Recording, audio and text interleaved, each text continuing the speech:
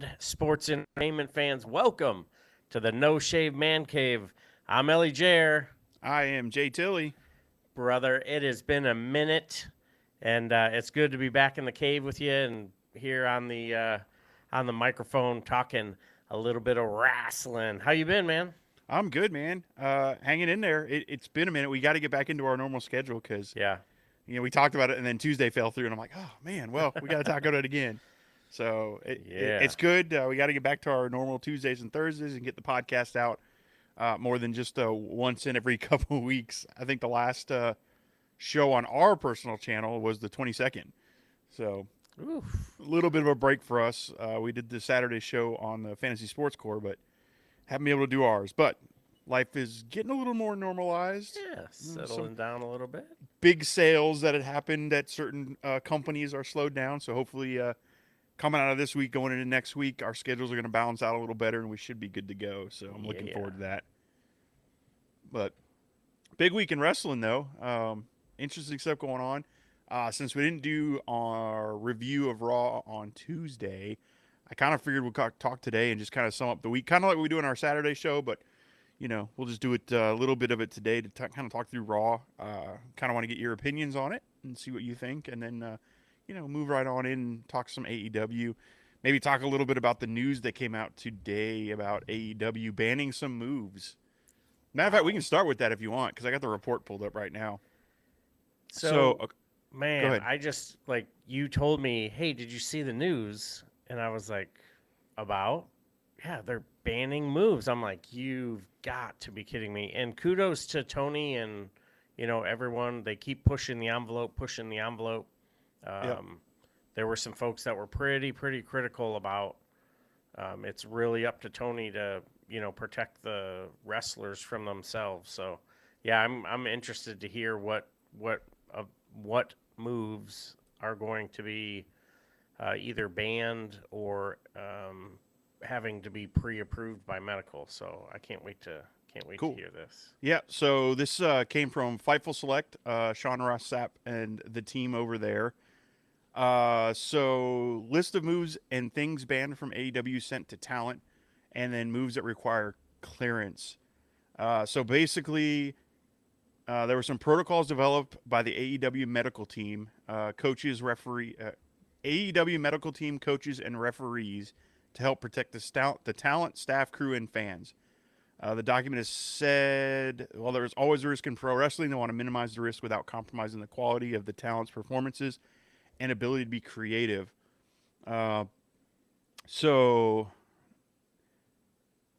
Specifically, a document was sent out that outright banned unprotected chair shots to the head, of course, makes sense. Shots to the back of the head, makes sense. Buckle bombs, blind moves backwards into the turnbuckle, fencing responses, which they have in parentheses, unnatural position of arms following a concussion. Not sure what that means. Oh, maybe like the cramping up, I guess. I don't know. Right. Seizure cells, spitting, bleeding in the crowd, weapons or projectiles in the crowd, taking drinks and food from guests in the crowd. Wonder what stemmed from that one. Maxwell. or physical contact with the crowd. We're told that nothing with blood on it should be thrown into the crowd either. So a lot of them make sense, right? Like, Yeah. I think a lot of us, when we watched Forbidden Door and saw Bryan Danielson doing the seizure thing, it was a little scary, and I'm kind of okay with them because I don't know if medical knew he was going to do that. So I'm wondering if it was like, oh Jesus. Yeah. And the buckle bombs, like that's what put Finn Balor out for a while. Yeah. And Sting too. Yeah, broke Sting's neck. So man, I'm good with some of them. I think those make sense. Bleeding in the crowd, yeah, I'm good with that. Like, don't bleed in the crowd. I think it'll be interesting on what that's going to do for Anarchy in the Arena and those kind of shows. But maybe what they'll do is brawl around that, and then when they decide to juice, they'll get into the crowd or into the ring and do it. I'll skip ahead here, and then below is a list verbatim from the document of moves that need to be approved by a coach or medical staff. So spots and bumps on the ring apron and outside, table, ladder, chair spots in and out of the ring, only allowed with padding. Any elevated spots outside of the barricades, like dives and ladder spots on the cage, around the arena, and other places outside the ring. Wow. Pile driver, tombstone variations, including sit down drivers, inverted position, hurricane ranas, and vertebreakers. High risk dives or top rope moves, 450, 630, double moonsaults, etc. Intentional bleeding of any sort, not just blading. Throwing people into, through, over the ring steps, commentary table, bell table, or guardrails, barricades. Weapon usage, chairs, pipes, kendo sticks, hammers, ring bells, bats, chains, etc. Title belts. Thumbtacks, skewers, bob wires, and other sharp puncturing objects. Powder, aerosol sprays, or liquids. Throwing any weapons or objects, chairs. Choking, strangling with hands or a weapon, or hanging spots. Injury spots or angles, whether or not medical is involved or called to the ring. Any physicality in the crowd or crowd brawling. Any physicality involving referees, managers, extras, celebrities, or special guests. Now, to make sure everybody's clear, that's things they've got to get coaches. So basically, they can't just go out and do this, call it on the fly in the match. So those are the things that prior to they're going to have to kind of get the approval of, hey, we want to do this. Tony, are you good with it? Medical staff, are you good with it? And I think all those make sense, right? Because you want your medical staff and the coaches and the producers in the back to know that you're about to pull out some thumbtacks or you're going to sell an injury angle. Because I'm sure watching the back and you see that, you're like, oh my God, they're not supposed to be doing that. So I think those are not bad. It'll be interesting if we see much of that translate into the ring style or what we see. I think it's very interesting that this comes out today when all the talks and the rumor mill is that Warner Brothers and AEW are in pretty deep negotiation talks right now for an extension. What is it, the $1 billion they were joking about a while back? So very curious if this is like a list of things that like the Warner Brother guys are like, hey, we really love you guys, but can we tone down XYZ because, our shareholders kind of get freaked out by these things. Yeah, that's a very fair thing. Their AEW's sort of by default going to be a publicly traded company now, being sort of having the big brother of Paramount and all that. But yeah, I think that's that's a smart investment on Paramount's part, and doesn't necessarily mean that AEW is going to become as fan friendly as the WWE, but I think it'll definitely calm the escalation down quite a bit, because they've been really pushing the envelope, and Kenny's gotten lucky a couple of times. I think Swerve got pretty lucky too, and then most recently when CM Punk took a kick off the top rope during the Owen Hart match, Owen Hart Classic match. That was a good bump, and fortunately he didn't get hurt. So, oof. The part I thought was interesting is the stuff on the apron and the outside of the ring. Like that happens all the time in AEW, and I guess, like I said, that's one of those that just has to have coaches' approval. So I guess that's just, hey, we want to work this in the match. And to me, that's probably a safety thing for these young people like Nick Wayne, who we just saw debut, 18-year-old kid. Jungle Boy is pretty young. I could see those younger guys want, I'm going to take this. Yeah. And kind of the older vets that are acting as your coaches are coming and go, let's work through this. How are you going to take this? How are you going to protect yourself on this? Because I'm not sure. I guess if these went out today, I don't know when the talent got these, but if you watch Dynamite, Ruby Soho took a nosedive on the apron. There were things that happened in that show that went right on with what some of this was, or what they said. So very interesting. And,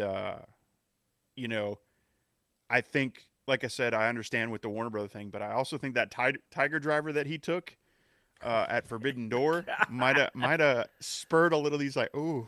And then, like I said, the Brian Danielson, whatever he goes by now, him selling the seizure in the ring after all his concussion things. I think both of those were probably, I could see Tony Khan back going, "Oh Jesus, don't break Kenny's neck. He's Yep. my cash cow." Yeah, I was And gonna say protect the investment. yeah, you saw Will Ospreay did the same thing to somebody over in Japan just recently. That Yeah, same Tiger driver. The guy tucked a little more, and it wasn't as like, oh, she's like he did to Kenny, but yeah, it was still pretty interesting. So, man, yeah, that was. Oof. Yeah, you see some of those moves, and the way the boys and girls go down. Um, watching Finn and Seth go through the video montages, it catches when Rollins did sort of the buckle bomb onto the to Barry Barricade there, and you just watch him snap his arm back in. You're yep. like, "Oof, mommy, that had to hurt." And here's AEW saying, "Hey, you've got to get pre-approval." Now, do you think this is like a no kidding? I want to protect the boys and girls, or is this like a, you know, I'm looking out for my wrestlers, but this is sort of like an administrative drill. I have to do this because, you know, big, Big Brother's watching, or I think it's legit. Like yeah.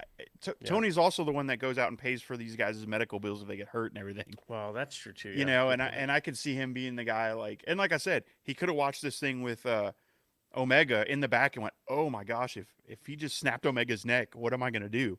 So, and then Brian Danielson broke his arm legit, like Oof, shoot broke his forearm in that X-ray.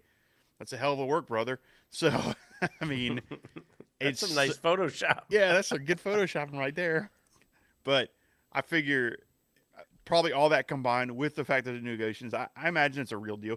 Because if you look at the Yeah, band moves, there wasn't anything that I thought was over the top. Like unprotected chair shots, 100% agree. Like, and yeah, and in all honesty, I haven't seen any of those since Cody took the very first one at All In the first yeah, time, where Sean Spears just whew, laid him out. yeah. It was supposed to be a gimmick chair, and they grabbed the wrong chair and just laid Cody out. Hmm. But Bing. most of the time they protect, or at least I can't think of any that I've seen unprotected. If Hmm. so, maybe Moxley and maybe Omega Rare occasionally take it unprotected. But so that one makes sense to me. Hits to the back of the head, blind hits, makes sense. Yeah. Just like in football, you don't want to get hit from behind and not know it's coming. I think some of those could probably be worked through when you talk to your coaching. Is like, hey, we wanted to make it look like I'm hitting from behind, but my head's going to be turned so I can see him coming, or I'll be Yeah. slightly turned because. But if you're not prepared to take a hit to the back of your neck, or it could do some Yeah. damage, just like whiplash. It's just like a car accident, right? Hmm. So, do you think Adam Cole now is he gonna have to change his finisher because that the flying knee? That's one I was thinking Um, about. yeah. The So, the lower the boom, it's a knee shot to the back of the head, technically. So, yeah. does he go to the Panama Sunrise as just his new finisher? Does he maybe aim for the lower back instead of the back of the head now? Yeah. But same thing with if they bring Will Ospreay again in, is he gonna be able to do the hidden blade? Because that's that elbow shot, and he usually Oh hits him in the wow. back of the head with it. Uh, yeah, That's a good and one. maybe they'll make exceptions, right? Like hey, in your match when you go on your knees, he pulls his knee pound down, that's coming, so you're ready for it. I think maybe this is geared more towards the random lariat to the back of the head, or Okay. I don't know. I mean, I don't want to read too much into it, and I don't want to report on it, but do want to read it again. That was from Fightful. And if you've got the $5, it's worth reaching out to Fightful because getting those emails because they got some pretty good behind the scenes. Usually we don't cover news stuff, but you said you hadn't heard it, so I was like, well, I'm gonna read this and see what you Man, think. yeah, Um, that's really cool. Yeah, kudos to Tony and the team over there at AEW, looking out for your team, and definitely they've had a series of injury bugs, so very cool to see them moving in this direction. yeah, yep, excited, and again with the all the talks of the new TV deal coming, so I think he's putting his business in order uh, to be able to have longevity there. Uh, Right. and speaking of longevity and things in order in the future, did you catch the Nick Wayne debut with Swerve Strickland on Dynamite? Oh, I lost your audio. Can't hear you. Can't hear you. I lost you. Are you there? Oh, can you hear me There. now? Now you're back. Okay. Yeah, I wasn't able to watch the entire episode, but I caught some of the vignette pieces of it and some of the clips on YouTube. This guy, um, man, in 10 years, oof, Yeah. I can only imagine. Third Only third imagine. generation, third generation star. His dad actually trained Swerve and Darby Allin, so kind of that same style. And I watched it, and so I've seen a lot of his indie stuff, and I watched this, and I'm like, ooh, he's nervous. I mean, obviously, it's his first televised, 700,000 or whatever the viewing is. Plus, I think Hmm. they had maybe a 1,500 to 2,000 people, so it's probably the biggest crowd he's ever been in front of. But he was like a step slow in some parts, and then a step fast in some places. And I'm like, that's nerves. Like he'll get those shaken out. And I think putting him with Swerve was a good move because they've done a lot of stuff outside in the indies. Yeah.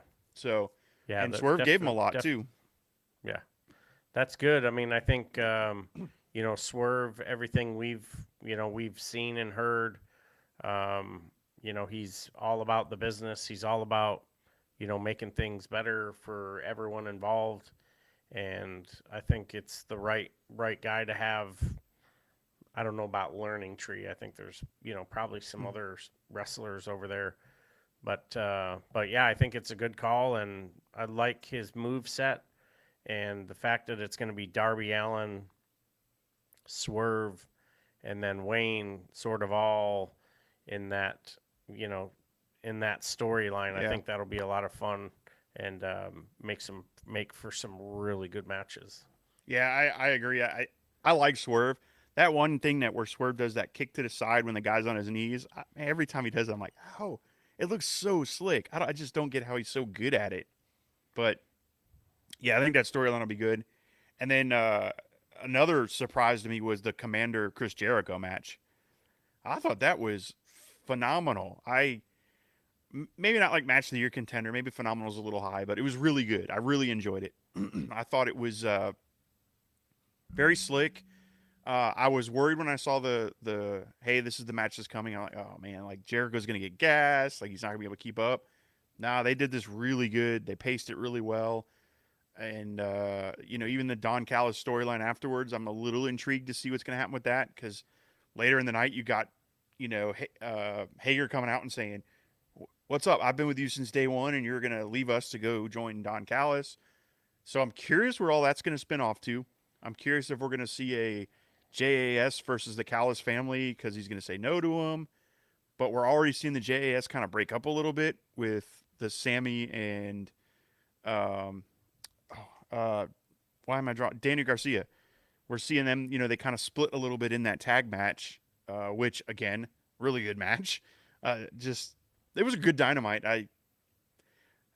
It's a shame you didn't watch the whole thing. So definitely on your DVR later at some point you need to watch it because fantastic. The MJF Adam Cole stuff, I'm loving it, man. I laughing my butt off. I think it's their timing together, their comedic presence. The hey, I was gonna kick you in the face. I was gonna do the same to you, but I kind of like you now. And we all, at least I, am like, all right, well, which one of you are really still gonna do it? Right. Is MJF really two steps ahead of Adam Cole, or is Adam Cole a step ahead of that? And Roderick Strong, do you really like this guy? Yeah, he's not a bad guy. And MJF is so good though, because he did the same thing with the Punk feud, like where he came out before he attacked him with the dog collar that set up for the dog collar match, and he made us all feel, oh man, like I kind of feel bad for this guy. Like I loved you CM Punk and all this, and you just kind of blew me aside and took a picture, and I was just another day to you, and that hurt my feelings when he said that. So we're all going, oh man, and then he just beats the hell out of Punk with that chain and leads to the dog collar match, and I'm like, oh. So that's what he's doing here with Adam Cole, but at the same time, I'm like, I'm really enjoying this. And I don't want to see them break up. I'd love to see them. And I did some fantasy booking thinking, okay, let's see. So they're going to win against Sammy Guevara and Garcia in the blind tag team thing. I'm like, all right, we'll have them win.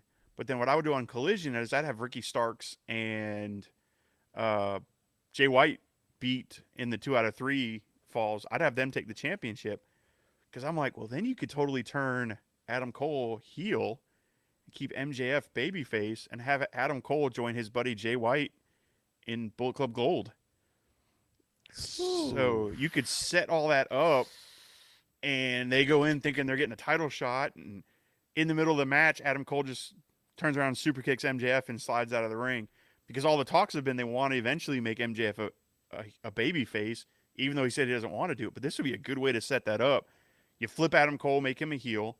Then you can also kind of flip Britt Baker into a heel role and have her turn on Jamie Hayter like we want to see coming, because it wouldn't make sense to have one a babyface, one a heel. So I'm like, they could be some pretty good storylines setting up here down the road, and then you set up All In, and you've got MJF and Adam Cole, but the heel face dynamic is completely opposite of what we thought it was going to be. Yep.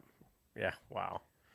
That would be extremely interesting, because then you have all of Adam Cole's fans. You've got the Roderick Strong aspect of him being this. Are you freaking serious? Yep. So, who does he side with?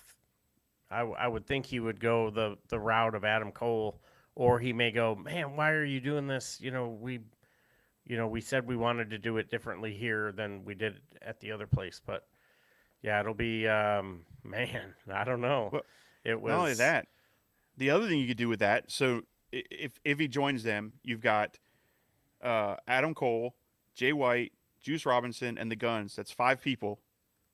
There's 5 people in the Elite now too, and they had this storyline thread that they were doing where Adam Cole was kind of getting in the Young Bucks' ears, talking to the Young Bucks while Kenny Omega was out injured. Mhm. Now you could kind of start stringing that back along, and now you set up the next Elite feud, and it's going to be Elite versus Bullet Club. Wow. Totally could see that happening, and totally could see them connecting some dots to where, maybe Omega's sitting at home and he watches the video for the first time and goes, wait, and he calls out Adam Cole after the fact. Or the Young Bucks decide to go after the tag titles, and you get the Young Bucks versus Jay White and Juice, and Adam Cole gets involved, and you spin off a feud, and now you've got there's a lot of stuff they can do, and I think, and I know like it could be reaching, but this is AEW, man. They do this stuff all the time, and these kind of Right. swerves and crazy storylines, and revisit something from 4 years ago, and now you're going, oh, so yeah. Now I see. Yeah. Yep. Yeah, you could tie everything back in to, maybe even to some Ring of Honor stuff or to some indie stuff, and then, somewhere along the way, MJF is like, hey man, I thought we were gonna, hang out or do whatever, because he made that comment like, wow, playing video games is a lot of fun. Yeah. When you're playing with a friend, they're like, and Adam is friends? like, wait, what? Yeah. So now you're seeing a different side of MJF. Do you really want to see that side? Because I really enjoy the fact that MJF has stayed in character and stayed true. Yeah. And to sort of mess with that dynamic, I think he could pull it off, because he's that old soul of wrestling, even though the way they were filming the video with him, with Adam Cole and MJF, it was Adam Cole, acting like the young wrestler, like, oh, let's play video games, where MJF is thinking, yeah, let's go out to the bar. And so that I like the twist and dynamic. So hopefully they won't wrap this up too quick, because like you said, this could be fun and entertaining for quite a while. Yeah. Yeah, I really am enjoying it. And we saw a little bit when he did it with Sammy Guevara too. So we know MJF can play this kind of goofy, almost good guy role, and I'm loving it. I love the way he runs around him, and he does the whole undisputed entrance that they used to do, where he gets on. Dude, yeah, I was like, oh, this is good stuff, man. He's such a goofball, and yeah, I think the fans would love to cheer for him, and he's goofy, and he's getting them to chant for body slams, and he's getting double lariat over like. And when he picks up Big Bill and body slams, and the room pops. It's like, that's saying something. That's building an emotional investment in a character where he's hamming it up so bad, like he can't body slam this guy. And just that match in general, there's so much comedic aspects of it, but not in like an Orange Cassidy style match. Just the way they played off each other and the way Big Bill and Brian Cage kind of played the big guys, and it was just great. I literally was laughing out loud at parts of it, and that's how often does that really happen in wrestling? You might go, huh, okay. Yeah. I was laughing. I'm like, this is great. It It's was good one to of my see. favorite things to watch. It's good to see Brian Cage, getting over. I think he's this massive slab of meat who, although his body does not look lucha, this guy can get up and go. And he's had some back issues and stuff, so he's probably not going to be doing any you know, moonsaults or anything anytime soon. Although he could if he needed to. And then it's awesome to see Big Bill with everything that he dealt with. He's 7 feet tall, and you can't teach that. So it's that's awesome to see. Them in the ring. Interesting that MJF and Adam Cole, continue to move on in the tournament. And it's what is it going to lead to? What is it going to turn into? I love the idea of Britt Baker as a heel. Me too. Man, that would just be like, oh man, that would be awesome. So you get Adam Cole, you get that double turn. MJF becomes a face. Adam Cole in his heelish ways. Man, that would be. You called it. I think that would just be a license to print money. It would be so good. And then when is All In? It's coming up pretty soon, isn't it? Like August 1st? August 27th. Okay. So we got a little over a month. Because I was thinking they're building to Blood and Guts, but they still haven't started building a good program for All In. And I'm curious. I'm hoping Jamie Hayter's going to be back because I'd love to see Jamie Hayter go for that title and win it in her hometown or home country. Oh, my God. I mean, that would be great, especially 75,000 tickets sold now or something ridiculous. And then, you start thinking. Shout out to AEW, man. That is awesome. Crazy. Shout out to the, to the fan base of AEW. This little upstart company 4 years ago is now damn near capacity in one of the most historic stadiums in London or in England anyway, or United Kingdom. Just super cool. Yeah. This is going to be something that if for folks that are going, that's going to be something you're going to get that T-shirt. I was there and have a really, really cool story. So good on you. And if you're part of the fam and going, I'm a 3X and I'll pay for the shipping and the shirt. And I'll even put a sticker on that says I wish I was there, but I'd love to get one of those I was there shirts. Yeah. Those are always kind of cool to have. Yeah, hell yeah. But one of the matches I could see us possibly getting on that would be Takesha and Ibushi, man.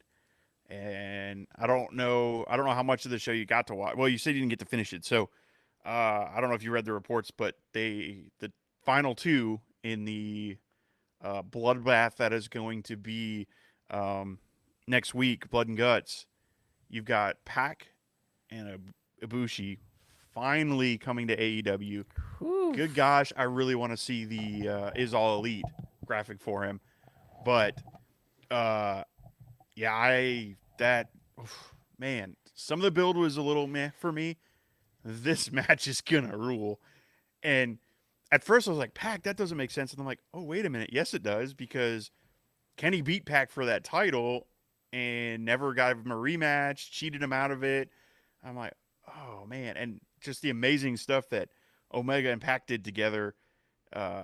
I was hoping it was going to be Will Ospreay, but I understand it's not, and that's fine. I'm okay with that, because I'd still like to see Kenny try to get that United States title back. I'm thinking that might be saved for All In. And if it's not, it's not. I mean, I'm okay if they just keep All In being just AEW guys and don't worry about pulling in some of the New Japan guys. But at the same time, if you watch All AEW, you know the New Japan guys pop in. So either way, it'll be good. But I definitely am looking forward to the fact that Ibushi's going to be there. And yeah, whew, It's gonna be good stuff. So, are you there? Yep, there you Oh, go. You're okay. back. Sorry, I Uh, lost you for about the last 5 seconds. oh, okay. I said I'm excited about Ubushi. Yeah, your screen flickered out, and I lost you for a little bit too. For those watching, we were having some pretty bad storms here, or at least I am in my part of the woods. There's lightning. You Yeah, probably can kind of hear the thunder going on. So we yeah, I'm kind getting of a little bit of wind picking up here. yeah. So I mean, I keep like, and it's getting worse out there. I'm like, oh my gosh, don't lose power. So if we yep. suddenly cut off live, that's why. Is my power went out and my internet goes out. Please But no. we usually try to do an hour of these, so we might wrap this one a little early just because of the weather. And Yeah.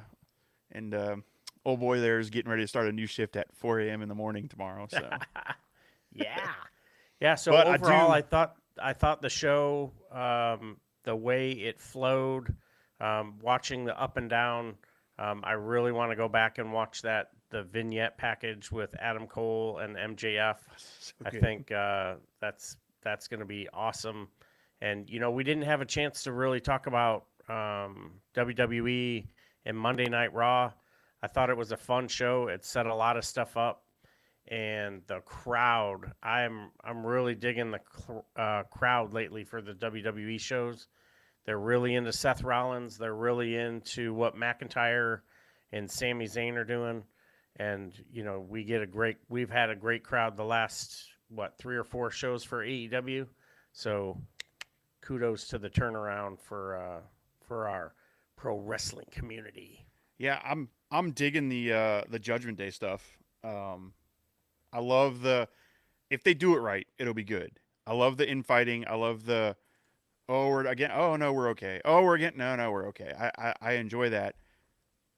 I just don't want to see them blow it off too quick, right? Like I'm worried that SummerSlam's gonna be a triple threat, then they're gonna fall out, and then that'll be it. They could actually almost make this as good as the Bloodline storyline if they do it right. Yep, And you know, I love that Rhea Ripley is kind of the unofficial leader of the Judgment Day I because love that she 100%. is the one telling them, "Stop, be quiet. This is what we're gonna do instead." And I like that powerful woman, that she is being the leader of this group and telling these guys what to do. I'll join the Judgment. You can come tell me what to do, but Yeah. uh, so I enjoy that.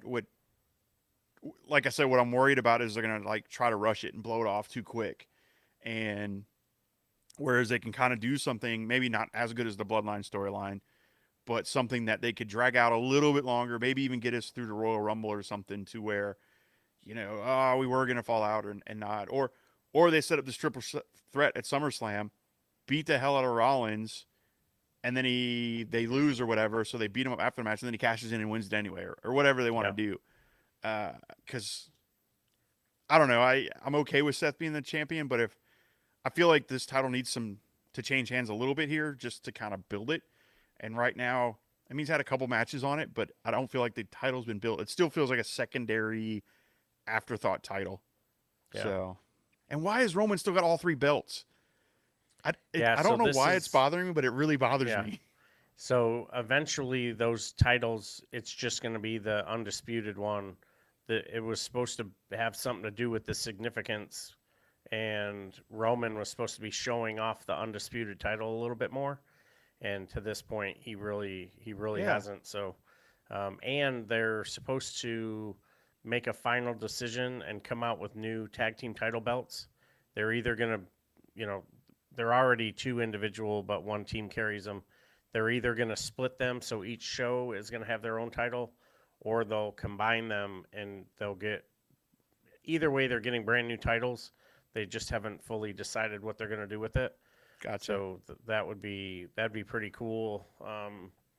Seeing a little more cross promotion stuff since they broke it after what 2 weeks or something like Yeah, that after the draft. So damn. yep, So yeah, yeah. That was yeah. Hey, we're definitely splitting the roster. AJ Styles, go ahead and go on over there. It's cool. Where's yeah, he gone to? He came out and did that little program, and I haven't seen him. yeah. I haven't heard anything if he was hurt or they just creative didn't have anything.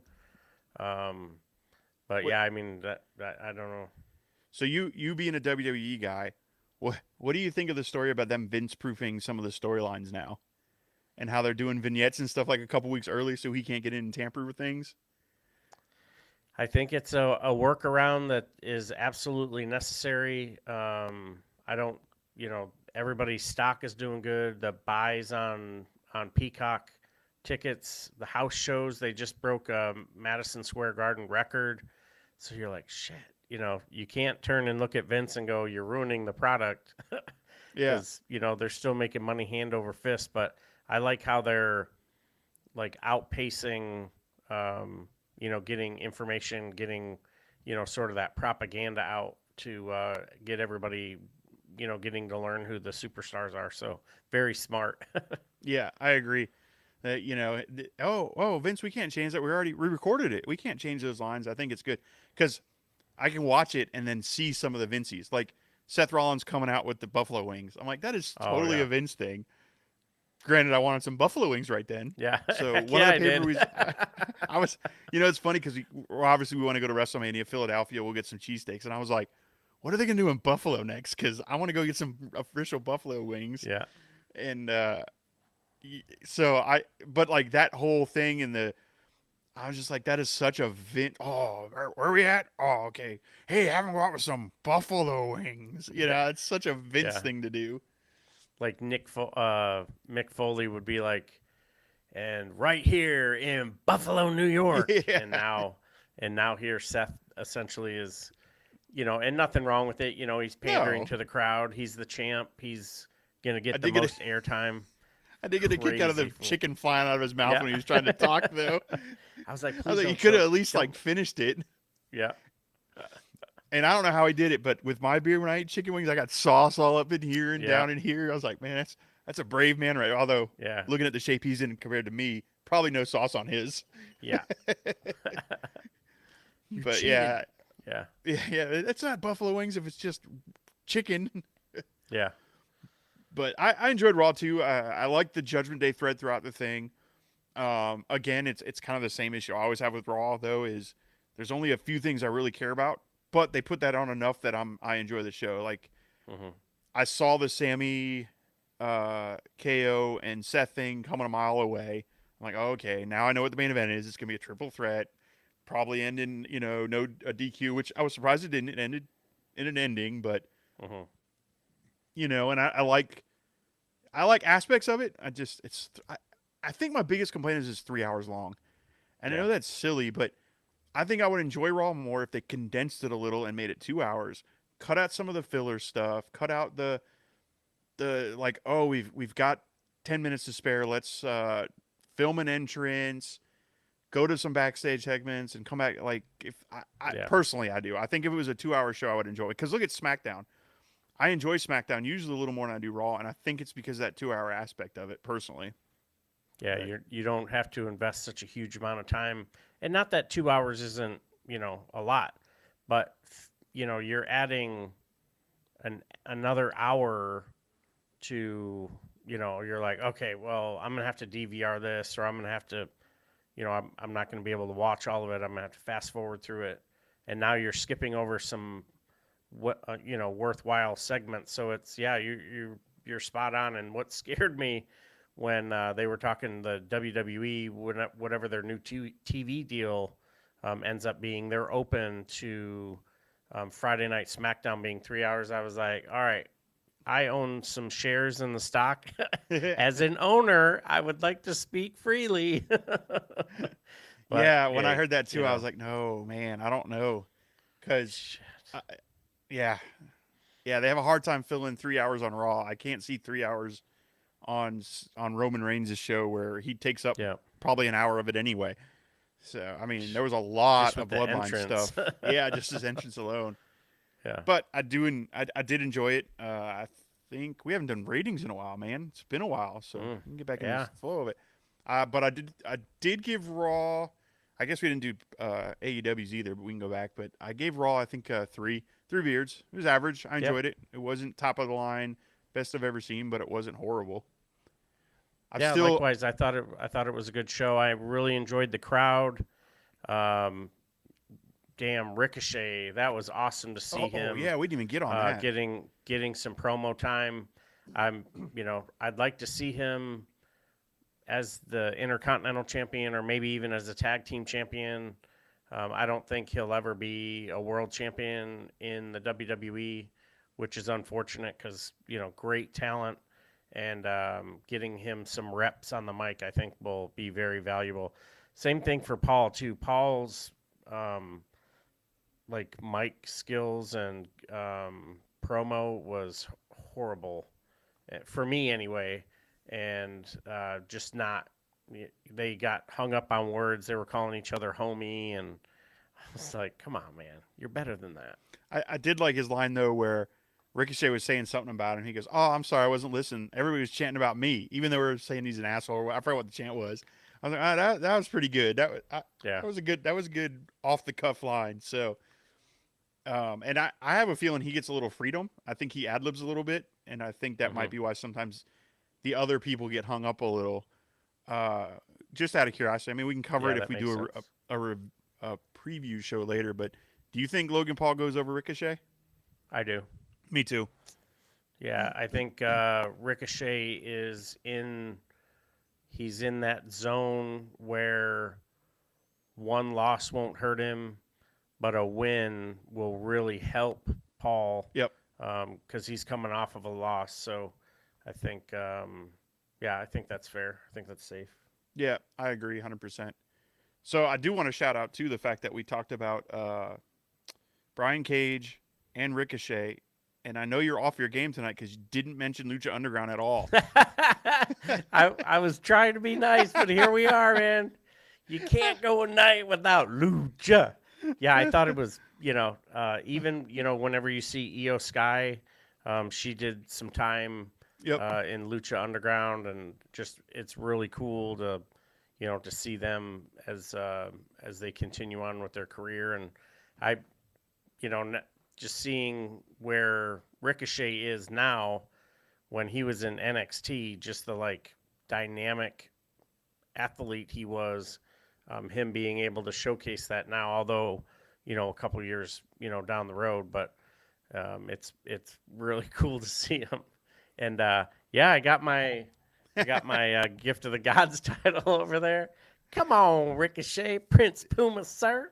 Yep. I was like, man, we're gonna get through the whole show talking about some Lucha people, and he's not even gonna bring up Lucha Underground tonight. Dang, so I had to make a point to remind you that they were both on Lucha Underground. If you can find it somewhere to watch it, fantastic wrestling experience. Different, completely different than anything you'll see right now, but a lot of fun. The storytelling in it and the production was just off the wall. It was great. Good stuff. Awesome. Well, my power is literally flickering. So I know we're going to try to go an hour, but if you're good with it, I'm good with wrapping because I don't want to lose right in the middle of what we're doing. Yes, sir. Let's call it. Cool, man. Well, for all those watching live, we appreciate everything. Sorry we didn't go our full hour. Like we said, the weather's getting kind of bad, and I don't want to just cut out and not be able to give you guys the proper farewell. But look for us anywhere you get your social media, whether it's TikTok. I think you said you started a Threads, is it? Yes, sir. Didn't even know that was a thing. But Threads, TikTok, Rumble, YouTube, Instagram, all those fun places. No Shave Man Cave, that's us. You will find us. Collectively, we run the Twitter and all that stuff. So, No Shave Man Cave, wherever you do your social media. Look for the podcast. We will start dropping podcasts again right now. When we get done recording this, I will put it out on the podcast form, a little edited up. But start following us on Apple, wherever you get your podcasts from. We will start dropping at least 3 a week here going forward with our reviews, some previews, some news, that kind of stuff.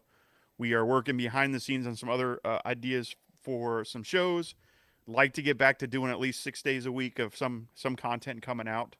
But we're working on some ideas on some retro reviews, some top 10s, some life stories, maybe just some barbecue show. I don't know. We'll come up with some stuff, but we want to make sure we're getting a little out there. Old Ellie J there's on the back side of, middle side of some of the stuff he's got to get through. Yeah. But we are here as a fam to support him. Whatever you need, we got you, brother. So I will make the promise right now. If he can't get on, I swear I will come on and try to even do a solo show, which I'm nowhere near as good as him, but I will try just so we can try to get some content out more. Feel bad for Hell all of yeah. our fans that are following us and listening to us that we haven't dropped anything in a while. So please stick with us. We had a rough month and a half. We're getting back to it. You will start seeing more consistent contact. Where do you get that? No Shave Man Cave, where you get your podcast from. If you want to reach out to us, noshavemancave@gmail.com. That's our email. We check that daily. Now it's time for something we haven't done in a while. It's the hot tag. Bump and feed, bump and feed. All right now. Hey, great show. Thank you very much for tuning in with us. JT, hopefully your power holds on. And happy to announce that we are in the running for a Blue Sky account, which is supposed to be the future of social media, as well as on Rumble. So come check us out, the No Shave Man Cave, wherever you get your socials. So until next time, friends, fam, thanks for checking in. Thanks for being here with us. Look out for yourselves, look out for each other, and we'll see you